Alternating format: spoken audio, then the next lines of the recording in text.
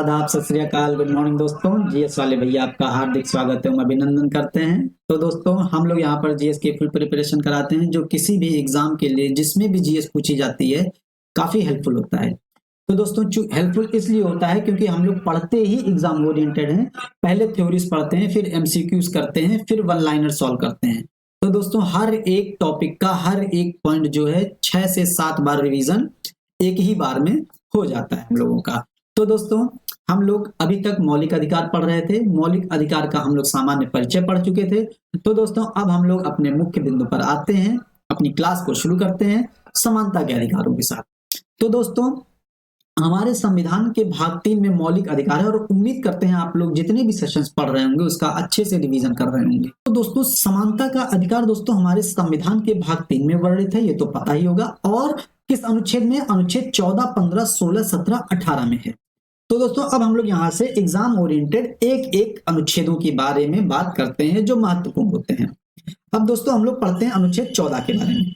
तो दोस्तों अनुच्छेद 14 यह कहता है कि राज्य किसी भी व्यक्ति के साथ विधि के समक्ष समता या विधि के समान संरक्षण से वंचित नहीं करेगा। कहने का मतलब राज्य किसी भी व्यक्ति को विधि के समक्ष समानता और विधि के समान संरक्षण से वंचित नहीं करेगा। ये बहुत इंपॉर्टेंट क्वेश्चन डायरेक्ट पूछ लेता है। विधि के समान संरक्षण संविधान के किस अनुच्छेद में है, या विधि के समक्ष समानता संविधान के किस अनुच्छेद में है, ये चीजें क्वेश्चन डायरेक्ट एग्जाम में पूछता। तो हमको ध्यान देना अनुच्छेद 14। और ये भी ध्यान देना है कि जो विधि के समक्ष समानता है ये ब्रिटिश संविधान से लिया गया है, और जो विधि के समान संरक्षण है ये अमेरिका के संविधान से लिया गया, ये ध्यान देना है, ठीक है। लेकिन जो हम लोग संपूर्ण मौलिक अधिकार पढ़ते हैं इसकी अवधारणा कहां से ली गई है? अमेरिका के संविधान से ली गई। ये सब चीजें हम लोग पढ़ ही चुके हैं। लेकिन ये ध्यान देना जो अनुच्छेद 14 के तहत विधि के समक्ष समानता है ये ब्रिटिश अवधारणा है और निषेधात्मक अवधारणा है।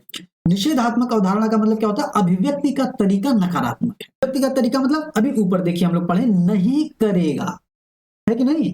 तो विधि के समक्ष समान समता या विधियों के समान संरक्षण से वंचित नहीं करेगा, मतलब इसकी अभिव्यक्ति का तरीका क्या है? नकारात्मक। नकारात्मक मतलब कुछ और मत समझ जाएंगे, निगेटिव है, ये नहीं होना चाहिए। नहीं, ऐसा नहीं है। अब देखिए विधि की दृष्टि में सभी समान। विधि के समक्ष समता का मतलब विधि की दृष्टि में सभी समान है, अर्थात किसी भी व्यक्ति को भारत में विशेषाधिकार प्राप्त नहीं होगा, ठीक है। और विशेषाधिकार का मतलब क्या होता है ये समझना जरूरी है। किसी मजबूत व्यक्ति, किसी सबल के पक्ष में किया गया विभेद है।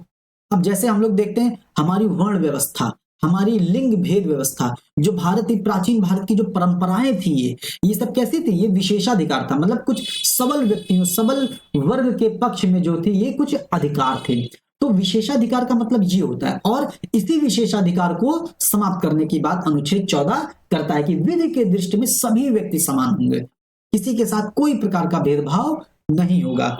जबकि दुर्बल के पक्ष में किया गया विभेद सकारात्मक विभेद होता है, मतलब दुर्बल के पक्ष में जो कमजोर व्यक्ति है उसके पक्ष में, यदि जो आपके घर में भी या कहीं भी समाज में जो दिव्यांग होते हैं या जो कमजोर होते हैं हम लोग उनकी मदद करते हैं, हम लोग उनको थोड़ा सा प्रमोट करने की सोच रखते हैं, तो वो सकारात्मक विभेद हो गया, है कि नहीं। वो क्या हो गया? आरक्षण हो गया। सकारात्मक विभेद को ही हम आरक्षण कहते हैं, ठीक है, वो कोई नकारात्मक नहीं है, ठीक है। अब हम लोग ये देखते हैं कि विधि का शासन, तो मतलब विधि का शासन होगा। विधि का शासन मतलब कानून सबके लिए बराबर होगा। कोई भी व्यक्ति जिसके पास कानून बनाने का अधिकार है या कानून को प्रयोग करने का अधिकार है, जैसे राज्य, वो शक्तियों का मनमाना प्रयोग नहीं कर सकती। मतलब विधि का शासन की अवधारणा एवी डाइसी ने दी है, बहुत इंपॉर्टेंट है, पूछ लेता है क्वेश्चन, ठीक है। अब हम लोग देख लेते हैं विधियों के समान संरक्षण। यह अमेरिकी अवधारणा है और एक सकारात्मक अवधारणा है। अभी हम बता चुके हैं ये विधि के समक्ष समता ब्रिटिश अवधारणा है और विधि के समान संरक्षण अमेरिकी अवधारणा है। विधि के समक्ष समानता नकारात्मक अभिव्यक्ति है और विधि के समान संरक्षण सकारात्मक अभिव्यक्ति है, ठीक। ये चीज ध्यान दीजिएगा, एग्जाम में पूछा जाता है क्वेश्चन। अब देखिए विधि के समान संरक्षण का मतलब समान परिस्थितियों में समान व्यवहार किया जाएगा। मतलब अगर किसी व्यक्ति, दो व्यक्तियों की परिस्थितियां समान है तो उन पर कानून भी समान रूप से लागू किया जाएगा, परंतु परिस्थितियां भिन्न होने पर विधियों के पालन में भिन्नता होगी और यह विभिन्नता समता का ही अंग होगा। मतलब यह विभिन्नता सकारात्मक विभेद ही होगा, है कि नहीं। मतलब अगर परिस्थितियां समान है तो किसी को भी कोई अतिरिक्त अधिकार नहीं मिलेगा, लेकिन परिस्थितियां अलग हैं, कोई दिव्यांग है, कोई मरीज है। हम लोग अनुच्छेद 41 में पढ़ते हैं कि विशिष्ट दशाओं में काम, शिक्षा तथा लोक सहायता पाने का था। तो वो विशिष्ट दशाएं क्या है, यही परिस्थितियां भिन्न है, परिस्थितियां विभिन्न है। मरीज हो, दिव्यांग हो, वृद्धावस्था में कोई हो, लेकिन तो उसके लिए विभिन्न सहायता, मतलब उसको विभिन्न प्रकार की अतिरिक्त सुविधा दी जाती है। ठीक है, ये ध्यान देना है हम लोगों को। तो जो अगर परिस्थितियां असमान है तो उसके साथ व्यवहार में भी असमानता होगी। व्यवहार में भी हम लोग भिन्न भिन्न प्रकार की विधियों का पालन कर सकते हैं, भिन्न भिन्न प्रकार का व्यवहार कर सकते हैं, और ये भिन्नता वाला व्यवहार सकारात्मक व्यवहार होगा और समता का ही अंग होगा, एक सकारात्मक विभेद ही होगा। ठीक है, यह अनुपातिक समानता पर आधारित है। जाहिर सी बात है, अनुपातिक समानता ही होगा, है कि नहीं। अब हम लोग देख लेते हैं अनुच्छेद 15। अनुच्छेद 15 में क्या है, बहुत इंपॉर्टेंट है, ये क्रम आपको याद रखना है। क्रम पूछ लेता है एग्जाम में। ठीक है, धर्म, मूल, वंश, जाति, लिंग और जन्म स्थान, ये क्रम याद रखना है। क्रम से पूछ लेता है इनमें से कौन सा क्रम है, कौन सा क्रम नहीं संविधान में वर्णित है। ठीक है, तो धर्म, मूल, वंश, जाति, लिंग व जन्म स्थान, ये क्रम याद रखना। और के आधार पर विभेद का प्रतिषेध, मतलब अनुच्छेद 15 में क्या लिखा है, धर्म, मूल, वंश, जाति, लिंग, जन्म स्थान के आधार पर किसी भी प्रकार का, किसी भी व्यक्ति के साथ किसी भी प्रकार का कोई विभेद नहीं होगा। विभेद का प्रतिषेध है, मतलब अभिव्यक्ति कैसी है, देखिए प्रतिषेध, नकारात्मक अभिव्यक्ति है कि नहीं, ये ध्यान देना है।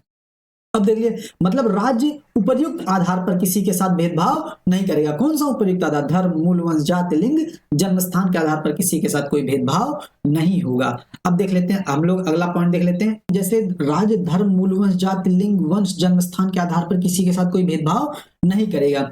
इसी में क्या दिया गया है, मतलब सार्वजनिक होटल हो या सार्वजनिक स्थल हो, कुआं हो, तालाब हो, स्नान घाट हो, मतलब या राज्य निधि से पोषित या साधारण जनता के प्रयोग के लिए कोई भी समर्पित स्थल हो, उसमें किसी भी व्यक्ति को उसमें जाने से अयोग्य नहीं ठहराया जाएगा। मतलब ये ध्यान देना, राज्य निधि से पोषित मतलब राज्य की कोई भी संस्था होगी जो साधारण जनता के प्रयोग के लिए समर्पित होगी, उसमें किसी भी व्यक्ति को उसमें जाने से रोका नहीं जा सकता है। ठीक है, ये ध्यान दीजिएगा। लेकिन यहाँ पर हम लोग मान लीजिए महिलाओं का कोई स्विमिंग पूल है, उसमें लिंग के आधार पर विभेद किया जा सकता है, ये चीज आगे हम लोग पढ़ेंगे। मतलब किसी भी सार्वजनिक जगह पर, कोई भी सार्वजनिक स्थान होगा, वहां पर किसी भी व्यक्ति को, या जो राज्य द्वारा नियंत्रित होगा या राज्य द्वारा निधि से पोषित होगा, उसमें किसी भी व्यक्ति को जाने से रोका नहीं जाएगा। ये देख लेते हैं। अब जैसे इसी में देख लेते हैं, तीसरा पॉइंट है, राज्य महिलाओं व बालकों के लिए विशेष प्रावधान कर सकती है। अब महिलाओं के लिए विशेष प्रावधान, अभी बताएं ना कि स्विमिंग पूल वाला हिसाब किताब, ऐसे भी अन्य कानून भी आ जाते हैं। जैसे राज्य महिलाओं और बालकों के लिए विशेष प्रावधान कर सकती है। जैसे महिलाओं के लिए क्या था, घरेलू हिंसा से महिला संरक्षण अधिनियम 2005। अब जैसे महिलाओं के प्रति घरेलू हिंसा होती थी, दहेज उत्पीड़न होता था, तमाम प्रकार की पितृसत्तात्मक व्यवस्था के कारण उन पर घूमने फिरने की आजादी, पढ़ने लिखने की आजादी नहीं थी, तो इन्हीं सब चीजें उनके ऊपर हिंसाएं होती थी अनेक।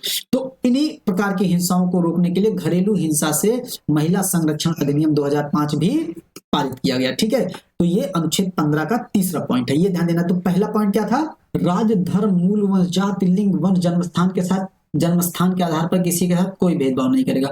दूसरे में स्नान घाट वगैरह, सार्वजनिक स्थल वगैरह जो राज्य द्वारा नियंत्रित है या राज्य द्वारा विधि द्वारा पोषित है, उनमें किसी को भी जाने से अयोग्य नहीं ठहराया जाएगा। तीसरे में क्या है, राज्य, बालक और महिला। तीसरे में दूसरा है, तीसरे पॉइंट में दो चीजें हैं, राज्य बालकों और महिलाओं के लिए विशेष प्रावधान कर सकती है, और ये समानता का ही अंग होगा। ठीक है, अब देख लेते हैं अगला। अब जैसे देखिए, राज्य महिलाओं और बालकों के लिए विशेष प्रावधान कर सकती है, उसका अगला पॉइंट देखते हैं। जो पहला संविधान संशोधन 1951 था, उसमें अनुच्छेद 15(4) जोड़ा गया, ये ध्यान देना है। और 15(4) जोड़ा गया, उसमें जब पहला संविधान संशोधन हम लोग पढ़े थे कि 1951 में हुआ था, 9वीं अनुसूची जोड़ी गई थी, अनुसूचियों वाले सेक्शन में, है कि नहीं। अब पहला संविधान संशोधन यहाँ भी हो रहा है जिसमें अनुच्छेद 15(4) जोड़ा गया है। जब ऐसी चीजें आए तब रिवाइज हो जाए तुरंत, तब चीजें हमारे दिमाग में बनी रहती हैं, नहीं तो हम वहां पढ़े यहाँ पढ़े भूल गए, उसमें क्या था इसमें क्या था, है कि नहीं। जहां भी आए तुरंत पन्ना पलट के पीछे देखिए, पन्ना पलट के तुरंत पीछे देखेंगे तो जाहिर सी बात है आपका कंफ्यूजन भी दूर होगा, कॉन्सेप्ट क्लियर भी होगा, ये चीज करनी है।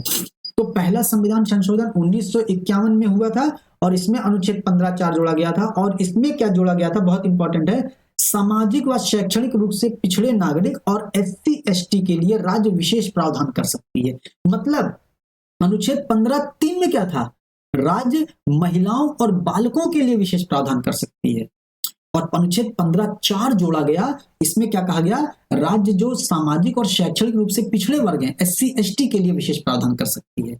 समझ में आई बात? मतलब क्या है, धर्म, मूल, वंश, जाति, लिंग, वंश, जन्म स्थान के आधार पर कोई भेदभाव नहीं होगा, लेकिन कुछ विशेष प्रावधान जो पिछड़े हैं उनके लिए कर सकती। और ये किसका होगा, ये समता का ही अंग होगा। अभी हम लोग पढ़े थे ना अनुच्छेद 14 में कि मतलब जो है राज्य परिस्थितियां समान होने पर समान प्रकार का व्यवहार होगा, परिस्थितियां भिन्न होंगी तो भिन्न प्रकार का व्यवहार होगा, है कि नहीं? तो यही परिस्थितियां भिन्न है। अगर जो पिछड़े हैं मतलब वो सबल नहीं है तो परिस्थितियां भिन्न हो गई, तो उनके साथ अलग प्रकार का व्यवहार होगा, उनको कुछ आरक्षण दिया जाएगा, उनको कुछ सकारात्मक विभेद किया जाएगा उनके साथ, और ये सकारात्मक विभेद ही आरक्षण होगा, और ये सकारात्मक विभेद ही समता का अंग होगा। ये चीज ध्यान देनी है, ठीक है? तो पहला संविधान संशोधन अनुच्छेद 15(4) जोड़ा गया 1951 में, सामाजिक और शैक्षणिक रूप से पिछड़े वर्गों के लिए और SC ST वर्गों के लिए राज्य विशेष प्रावधान कर सकती है। अब अगला देख लेते हैं। देखिए ये ध्यान देना, पहला 93 103, पहला 93 103, एक 93 103। तो 93वां संविधान संशोधन हुआ था 2005 में। इसके तहत अनुच्छेद 15(5) जोड़ा गया। अब 15(5) और 15(6) बहुत आसानी से याद हो जाएगा। अभी देखिए 15(5) सामाजिक व शैक्षणिक दोनों चीजें समान है, सामाजिक व शैक्षणिक रूप से पिछड़े SC ST, ये भी यहां भी, ठीक है। ऊपर वाले में कहा गया राज्य विशेष प्रावधान कर सकती है, और 15(5) में राज्य विशेष प्रावधान कर भी देती है, और क्या करती है कि निजी क्षेत्र की शैक्षणिक संस्थाओं में आरक्षण दे देती है। ठीक, ये चीज ध्यान देनी है। मतलब अनुच्छेद 15(3) में कहा गया महिलाओं और बालकों के लिए विशेष प्रावधान, अनुच्छेद 15(4) में कहा गया है सामाजिक व शैक्षणिक रूप से पिछड़े वर्गों के लिए या SC ST वर्गों के लिए विशेष प्रावधान, और 93 संविधान संशोधन 15(5) में ये कर देती है कि निजी संस्थाओं में आरक्षण का प्रावधान कर देती है। किनके लिए? जिनकी बात 15(4) में की गई थी। कौन कौन? सामाजिक व शैक्षणिक रूप से पिछड़े और अनुच्छेद 15 और SC ST वर्ग के लिए। ठीक, ये चीज ध्यान देनी है। अब 103वां संविधान संशोधन बहुत आसानी से याद हो जाएगा, 2019 में किया गया, 15(6) आ जाता है इसके तहत। EWS इकोनॉमिक वीकर सेक्शन के लिए 10% आरक्षण, किसमें? शिक्षण संस्थाओं। देखिए सब चीज एक दूसरे से रिलेटेड है, जैसे जैसे आगे बढ़ते जाएंगे पीछे की चीज रिलेट होती चली जाएगी, और जब तक आप लोग रिलेट नहीं करेंगे पन्ना आगे पलटते चले जाएंगे, पीछे पलटेंगे नहीं, आगे पढ़ेंगे और पीछे भूलता चला जाएगा। तो आगे पढ़िए, पीछे का तुरंत पन्ना पलट के रिवाइज करिए, कंफ्यूजन भी दूर, कॉन्सेप्ट भी क्लियर हो जाएगा। पढ़ाई ऐसे होती है। हमारा रेलवे, हमारा SSC, हमारा UP PCS तक इंटरव्यू दिए हैं, और SSC और रेलवे में सिलेक्शन हुआ है, ये इसी कारण हुआ क्योंकि हम रिवीजन करते थे बहुत ज्यादा। और अगर 4-4, 5-5 साल हो जाता है लोगों का, रिवीजन नहीं करते, एक चीज नहीं क्लियर होती है, एक सब्जेक्ट ढंग से नहीं क्लियर होता है। ठीक है, तो पढ़ाई ऐसे की जाती है। तो अब देखिए अनुच्छेद 15 आपका क्लियर ही हो गया हुआ। अनुच्छेद 14 में क्या था? विधि के समक्ष समता और विधि के समान संरक्षण। अनुच्छेद 15 में क्या था? धर्म, मूल, वंश, जाति, लिंग, जन्मस्थान के आधार पर भेदभाव नहीं होगा। 15(1) में क्या था? इन्हीं आधार पर राज्य विभेद नहीं करेगा। 15(2) में क्या था? सार्वजनिक स्थल पर किसी को अयोग्य नहीं ठहराया जाएगा। 15(3) में क्या था? 2 महिलाओं और बालकों के लिए विशेष प्रावधान कर सकती है।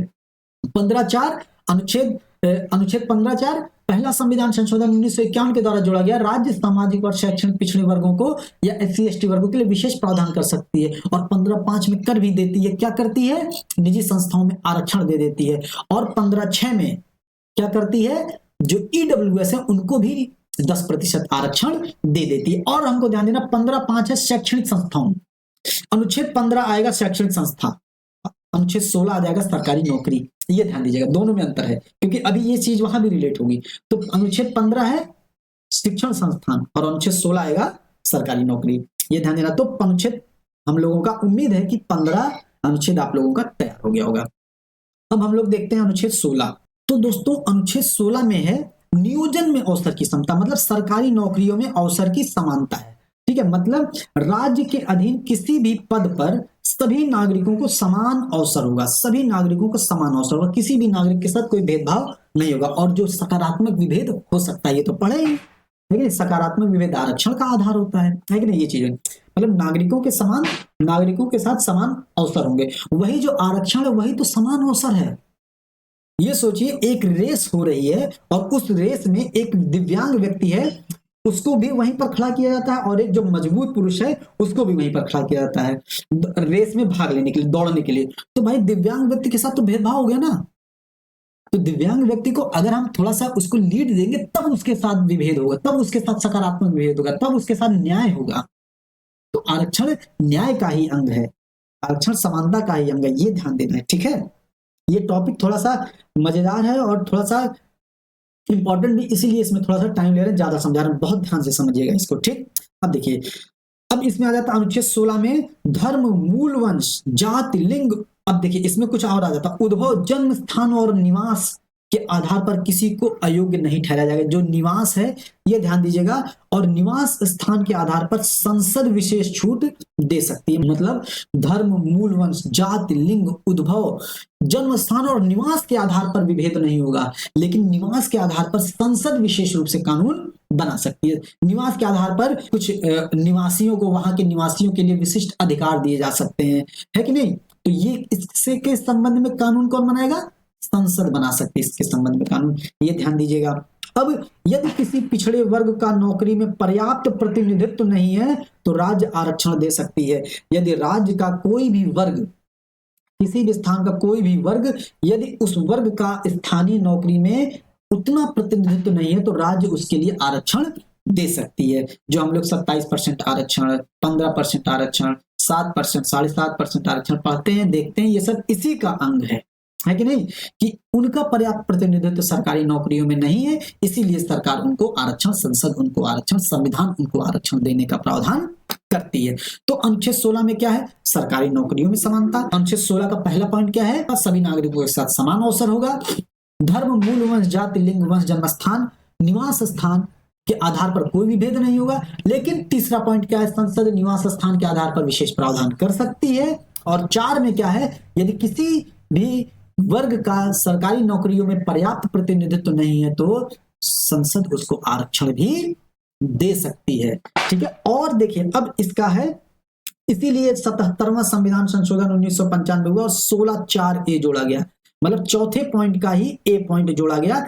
SC ST को प्रमोशन में आरक्षण दे दिया गया, पदोन्नति में आरक्षण दे दिया गया, ये ध्यान देना है। 77वां संविधान संशोधन, अनुच्छेद 16(4)A जोड़ा गया, SC ST को पदोन्नति में आरक्षण। 15 में कौन कौन सा संशोधन था, पहला संविधान संशोधन, 93वां संविधान संशोधन, 103वां संविधान संशोधन, ये ध्यान देना। अब यहां से 77वां संविधान संशोधन 1995 में आ जाता है। 16(4)A में SC ST वर्गों को पदोन्नति में आरक्षण दे दिया जाता है, ठीक। उसके बाद 81वां संविधान संशोधन 2000 आ जाता है, 16(4)A(B), ये ध्यान देना, ये इसी का अंग 16(4)A का। बी मतलब बैकलॉग, बी का मतलब बैकलॉग, बैकलॉग का प्रावधान किया गया। बैकलॉग का प्रावधान मतलब हम देखते हैं कि जब कभी सरकारी नौकरी सरकार निकालती है, यदि किसी वर्ग की सीट वहां पर फुलफिल नहीं होती, भर्ती नहीं है, तो सरकार अगली नौकरियों में ही, वो जब अगली नौकरी निकालती है तो उसी सीट को उसमें ऐड कर देती है, ठीक है। ये है बैकलॉग का प्रावधान। लेकिन जब वो अगली ऐड कर देती है ना तो उसमें 50% की सीमा मान्य नहीं होगी, ये ध्यान दीजिएगा। बैकलॉग में 16(4)B बैकलॉग में 50% की सीमा मान्य नहीं होगी। तो 16(4)B में बैकलॉग है, 16(4)A में पदोन्नति में आरक्षण किसका, SC ST का, ठीक है। उसके 16(4) में क्या है, पिछड़े वर्गों का यदि पर्याप्त प्रतिनिधित्व नहीं है तो उनके लिए आरक्षण का प्रावधान। 16(3) में निवास स्थान है, निवास स्थान के आधार पर संसद विशेष प्रावधान कर सकती है। 16(2) में क्या था, धर्म, मूल वंश, जाति, लिंग, जन्म स्थान के आधार पर किसी को अयोग्य नहीं ठहराया जाएगा, ये चीजें थी। उम्मीद है ये चीजें आप लोगों को अच्छे से समझ में आ गई होंगी। अब अगला देख लेते हैं, अनुच्छेद 16 का 5वां पॉइंट क्या है, ये ध्यान देना है। यदि किसी पद से संबंधित कोई पदाधिकारी का किसी धर्म संप्रदाय विशेष से होना आवश्यक है तो राज्य रोकेगा नहीं। मतलब इसमें धार्मिक छूट भी दी गई है।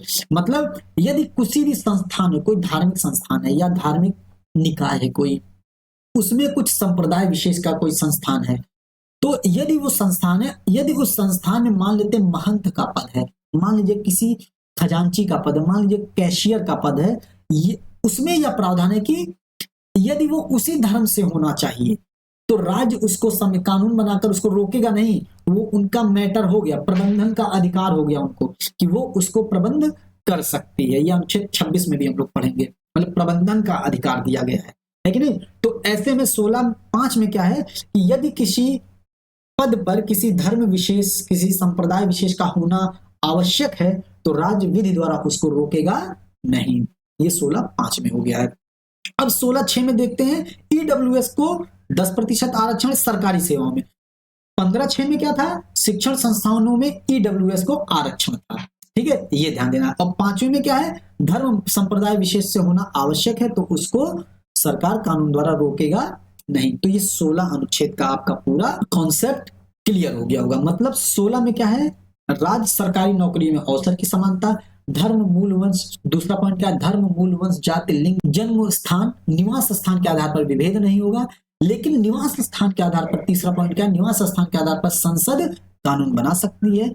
चौथा पॉइंट क्या है, यदि सरकारी नौकरियों में किसी वर्ग का पर्याप्त प्रतिनिधित्व नहीं है तो संसद उसको आरक्षण दे सकती है। अब इसी 16(4)(a) में आ जाता है SC ST को पदोन्नति में आरक्षण।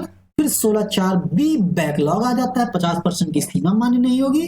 फिर 5वां पॉइंट आ जाता है कि किसी धर्म संप्रदाय से यदि किसी पद का होना आवश्यक है तो राज्य उसको रोकेगा नहीं। और 103वां संविधान संशोधन आ जाता है 16(6), जिसमें ईडब्ल्यूएस को सरकारी नौकरियों में 10% आरक्षण का प्रावधान किया गया है। ये ध्यान देना है हम लोगों को। अब 1953 में प्रथम पिछड़ा वर्ग आयोग का गठन किया गया था। पिछड़े वर्गों की दशा और दिशा को सुधारने के लिए 1953 में प्रथम पिछड़ा वर्ग आयोग का गठन किया गया था। और इस जो प्रथम पिछड़ा वर्ग आयोग था, इसके जो अध्यक्ष थे काका कालेलकर थे। ये बहुत इंपॉर्टेंट है, एग्जाम में क्वेश्चन पूछता है। ठीक है, और इन्होंने बताया था कि जाति को आरक्षण का आधार बताया, परंतु इनकी उस समय सिफारिशें लागू नहीं की गई। इन्होंने जाति को आरक्षण का आधार बताया था। ठीक है, अब उसके बाद दोस्तों अगला आ जाता है 1979 में दूसरा पिछड़ा वर्ग आयोग। मतलब इसी दूसरा पिछड़ा वर्ग आयोग को क्या कहा जाता है, मंडल आयोग भी कहा जाता है। और इसके अध्यक्ष कौन थे, बीपी मंडल। ये भी बहुत इंपॉर्टेंट, ये सब चीजें ध्यान देनी। प्रथम पिछड़ा वर्ग आयोग 1953 में, दूसरा पिछड़ा वर्ग आयोग 1979 में। बीपी मंडल, मंडल आयोग भी कहा जाता है, बिंदेश्वरी प्रसाद मंडल। ठीक, इसमें भी जाति के आधार पर पिछड़े वर्ग का निर्धारण होना चाहिए। पिछड़े वर्ग का तात्पर्य पिछड़ी जातियों से है। इन्होंने भी जाति के आधार पर आरक्षण के प्रावधान की बात करी, क्योंकि इन्होंने बताया कि हजारों वर्षों से समाज जाति और वर्णों में बटा रहा है, जाति और वर्ण पर ही आधारित रहा है हमारा समाज। इसीलिए पिछड़ापन जो है वो सामाजिक पिछड़ापन है, जाति और वर्ण के ही आधार पर पिछड़ापन है। इसीलिए जो आरक्षण भी होना चाहिए वो जाति और वर्ण के ही आधार पर आरक्षण होना चाहिए। और इसीलिए 37-43 इन्होंने जातियों की सूची दी, और यही पिछड़ा वर्ग है जो अनुच्छेद 16(4) के अंतर्गत आते हैं, जिसे अन्य पिछड़ा वर्ग ओबीसी कहा जाता है। जो 16(4) में अभी हम लोग पीछे पढ़े थे क्या था, जैसे हम लोग देखते हैं कि हम लोग 16(4) में क्या पढ़े थे। अब यहां से अनुच्छेद जैसे 16(4) आया, तुरंत आप लोग पन्ना पलट के पीछे रिवाइज करिए। अनुच्छेद 16(4) में क्या था, कोई भी ऐसा वर्ग होगा जिसका राज्य की सरकारी नौकरियों में पर्याप्त प्रतिनिधित्व नहीं है तो उसके बारे में राज्य उनको आरक्षण दे सकती है। तो ये था 16(4). ठीक है, अब अगली बात देखते हैं हम लोग। 1990 में वीपी सिंह प्रधानमंत्री होते हैं। ठीक है, अब इन्होंने मंडल आयोग की सिफारिशें लागू कर दी। ये जो सिफारिशें की थी कि जाति के आधार पर समाज बटा हुआ था, इनको आरक्षण देना चाहिए, तो इन्होंने कहा, फिर वीपी सिंह की सरकार आई, इन्होंने इनकी सिफारिशें लागू कर दी और ओबीसी के लिए 27% का आरक्षण लागू कर दिया। और फिर उस समय तमाम दंगे भड़के थे, ये सारी चीजें थी। उसके बाद क्या था, इंदिरा साहनी होती है, इन्होंने आरक्षण के विरुद्ध क्या होता है, केस कर देती है न्यायालय में। तब यही आ जाता है इंदिरा साहनी वर्सेस भारत संघ 1992 का केस आ जाता है। बहुत इंपॉर्टेंट केस है, एग्जाम में यहां से भी क्वेश्चन पूछता है, तो आप लोगों को ये सारी चीजें पता होनी चाहिए। तो जब केस दायर किया गया तो उसमें बताया गया आरक्षण की जो व्यवस्था है ना, वो संविधान में वर्णित समानता के अधिकार के विरोधी नहीं है, बिल्कुल नहीं है। हम लोग पढ़े थे विधि के समक्ष समानता, विधि के समान संरक्षण।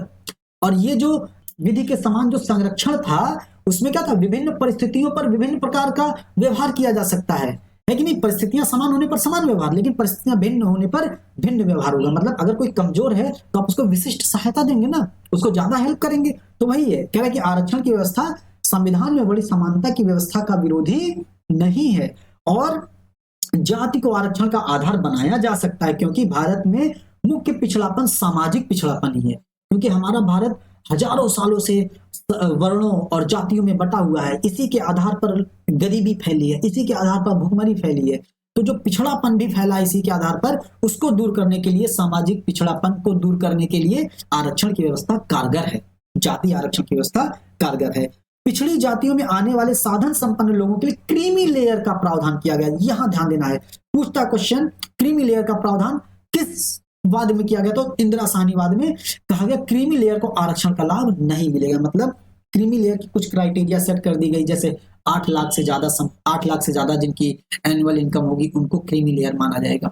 ठीक है, तो क्रीमी लेयर जो होंगे पिछड़ी जातियों में उनको आरक्षण नहीं मिलेगा और आरक्षण की अधिकतम सीमा 50% होगी, लेकिन बैकलॉग में 50% की सीमा मान्य नहीं थी। ये भी बात ध्यान रखना है। पदोन्नति में आरक्षण नहीं होगा। इंदिरा साहनीवाद में कहा गया पदोन्नति में आरक्षण नहीं होगा, लेकिन 16(4)A में SC ST के लिए 77वां संवैधानिक संशोधन 1995 में आया था। मतलब ये केस 1992 में आया और 1995 में केस 1995 में 77वां संविधान संशोधन 1995 में हुआ, उसमें SC ST को पदोन्नति में आरक्षण का प्रावधान किया गया। मतलब यहां पर न्यायालय के खिलाफ जाकर के संविधान ने संशोधन किया और बाकी चीजें न्यायालय की मान्य है।